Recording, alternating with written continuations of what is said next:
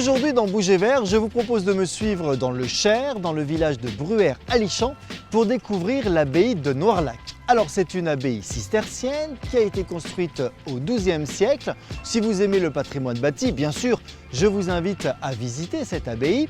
Mais si vous préférez les beaux jardins, vous allez voir que ce vaisseau de pierre cache quelques trésors qui ont été designés par le paysagiste Gilles Clément.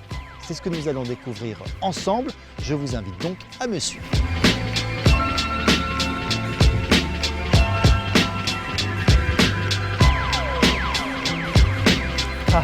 Quand je vois un homme avec un sécateur à la main, je sais que c'est le chef jardinier.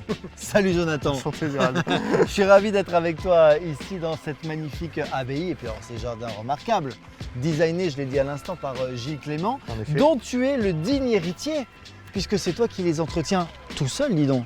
Oui, en effet, félicitations. Voilà, au moins je ne m'embête pas avec mon équipe. Personne ne te contredit. Exactement. Il y a du boulot. Hein. Alors justement, parlons de ces jardins que Gilles Clément t'a légués en héritage, en quelque sorte.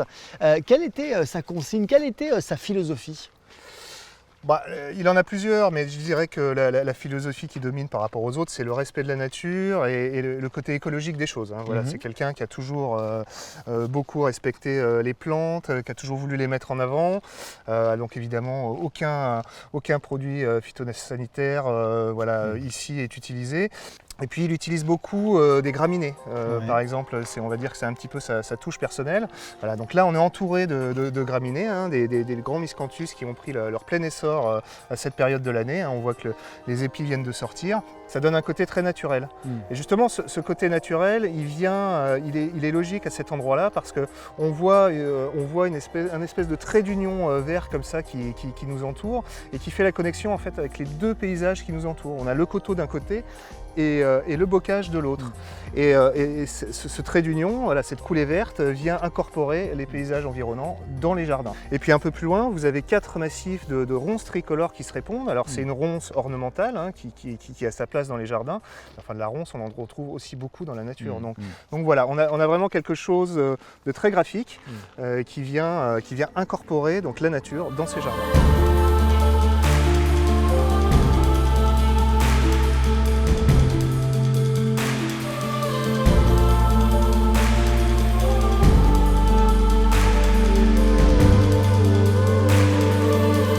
Alors là, on vient de rentrer dans le cloître, on est au cœur de l'abbaye et c'est très étonnant de découvrir ce genre de jardin ici. C'est vrai que ça casse un petit peu les codes. Hein. Ah oui, on a vraiment l'habitude d'avoir des jardins très géométriques, très rectilignes dans les cloîtres. Très monacal. Exactement. Ouais. Et là, c'est pas du tout le cas. Hein. On est vraiment dans des jardins contemporains. On a pu le voir déjà depuis le début. Donc Gilles Clément, l'intention de Gilles Clément, quand il est arrivé ici dans ce cloître, il s'est demandé quel lien pouvaient avoir les moines avec l'extérieur. C'est vrai que les moines, ils n'avaient pas le droit de sortir, personne n'avait le droit de rentrer, donc il n'y avait aucun lien avec l'extérieur. Donc il en est vite revenu à la conclusion que le seul lien que les moines avaient avec l'extérieur, c'était le ciel. Et donc pour ce faire, il a voulu refléter le ciel au sol. Donc il a utilisé que des plantes bleu violacé, et il a dessiné des massifs en forme de nuages. Hein. On s'en rend bien compte quand on prend un peu de hauteur. On peut se balader d'ailleurs sur les allées du cloître qui sont surélevées. Et là, on voit le dessin de nuages qui se dessinent.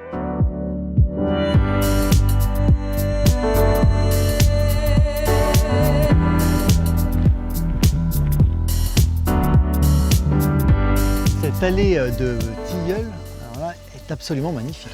En effet, ouais, c'est le clou du spectacle, hein, on va dire, c'est la fin de la visite et donc on a une allée de tilleuls qui doit avoir environ 200 ans, voilà, qui est composée de 26 tilleuls et qui a une architecture très particulière. Hein. C'est vrai que les branches comme ça qui sont recourbées, il y a un effet miroir je trouve avec les arches de l'abbaye. Exactement, hein, voilà, c'est vraiment, ça se répond un petit peu comme ça, hein, donc c'est un espèce de travail de taille, on ne sait pas trop, hein, on n'a pas beaucoup de documentation sur cette allée de tilleuls. Bah écoute, c'est joli, c'est un petit côté mystérieux. Ma journée de visite continue ici à l'abbaye de Noirlac. Alors j'espère que vous avez bien compris cette relation très étroite qu'entretenaient les moines cisterciens avec la nature. Et justement, cette nature, je vous propose de la découvrir maintenant, ce bocage du Cher, avec Fabienne qui en connaît tous les secrets. Bonjour Fabienne. Bonjour. Alors c'est vrai que tu connais bien hein, cette nature, ce bocage. Avant d'aller un peu plus loin, on pourrait peut-être définir ce que c'est un bocage. Alors un paysage bocager, c'est vraiment un paysage qui a été façonné par l'homme. Ça n'a rien de naturel en soi, c'est une série de haies qui déterminent des parcelles. Ici dans le Berry, ces haies, on les appelle les bouchures. Et c'est bien de conserver ces haies parce que c'est également un réservoir de biodiversité. De biodiversité dans les espèces florales qu'on trouve et pour les animaux surtout. Alors, les moines avaient une règle cistercienne qui leur imposait de vivre en dehors des grandes agglomérations. Pourquoi ils sont venus s'installer ici? C'était quoi l'intérêt de se mettre dans le bocage? Alors, il faut imaginer qu'au départ, ce bocage, c'était plutôt un marécage. Ouais, d'accord. D'où le nom de Noirlac d'ailleurs.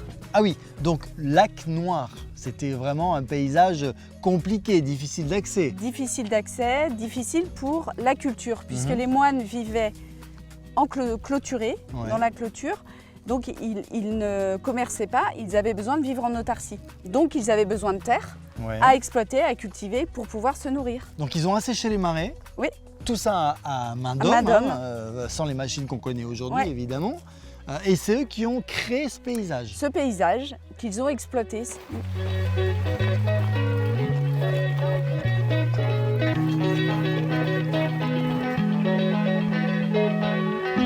L'original cet arbre.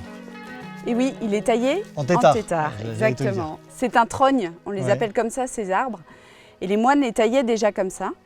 Avec les branches. Quel but ? Eh ben, tu vois les branches qui partent vers le ciel, c'était facile à récupérer pour le bois de chauffe.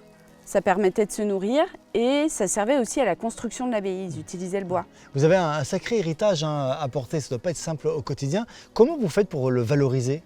Alors on a des sorties dans le bocage avec notre guide nature qui sensibilise beaucoup à la richesse du bocage.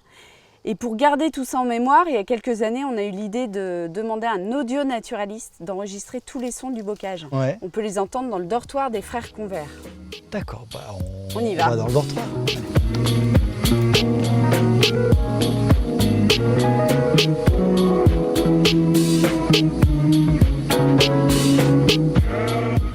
Alors Gérald, nous voilà dans le dortoir des Convert et je te présente Elisabeth, la directrice de l'abbaye. Bonjour madame la directrice. Bonjour Gérald. Je suis content de te rencontrer ici dans ce magnifique dortoir sur cette charpente de bois extraordinaire qui pour la plupart d'ailleurs date du Moyen-Âge. Oui, même si elle a été refaite depuis, mais oui. Bon, Fabienne me disait qu'il y avait une exposition à découvrir ici. Je suis assez étonné parce que je ne vois rien. En revanche, j'entends pas mal de choses. Oui, c'est une installation sonore, une visite sonore. C'est-à-dire que le public est invité à se poser ici, il y a des transats, et à écouter, ce qui est peut-être inhabituel. Mais les sons qu'on entend sont en relation avec ce que Fabienne vous a raconté, puisque ce sont des sons qui ont été captés dans le bocage. Qui a commis ce larcin? Qui est allé voler ces sons de la nature? C'est Fernand Desroussen qui est audio-naturaliste et qui, pendant une dizaine d'années, est venu régulièrement à toutes les saisons pour faire des prises de son. Donc les naturalistes, vous savez, ils sont à l'écoute de ce que nous raconte, quand ils sont audio-naturalistes, de ce que nous raconte la nature. Et en écoutant les sons, on a beaucoup d'informations sur l'état de la biodiversité. Et donc il est venu printemps, été, automne, hiver, au fil des années. Et donc il a pris, par exemple, on entend là des sons d'oiseaux, évidemment, différentes espèces d'oiseaux. On entend les sons des oiseaux migrateurs quand ils partent, quand ils reviennent. On entend le son des vaches. Parce que sangliers, certainement, les cervidés. C'est ça, les crapauds, toutes les sortes de crapauds. Et puis les bruits du vent. Et la spécificité de cet espace aussi sonore, c'est que quand on déambule dans le dortoir, selon l'endroit où on se situe, on va entendre plus la rivière, plus la prairie, évidemment les oiseaux plus en l'air. Donc c'est aussi un voyage dans la spatialisation du son. Bon, c'est une exposition sensorielle et évolutive et surtout permanente. Donc n'hésitez pas, il faut venir visiter cette abbaye de Noirlac. Merci beaucoup Elisabeth, merci Fabienne. Avec plaisir. Franchement, on ne vit pas dans l'un des plus beaux pays du monde. Alors si tu veux plus de vidéos sur nos régions, clique ici. Et puis surtout pour ne rien manquer, n'oublie pas de t'abonner à la chaîne YouTube d'Ushuaïa TV en cliquant là. Et puis histoire de rester connecté toi et moi, eh bien c'est pas compliqué. Tu vas liker la page Facebook de Bouger Vert. Ciao!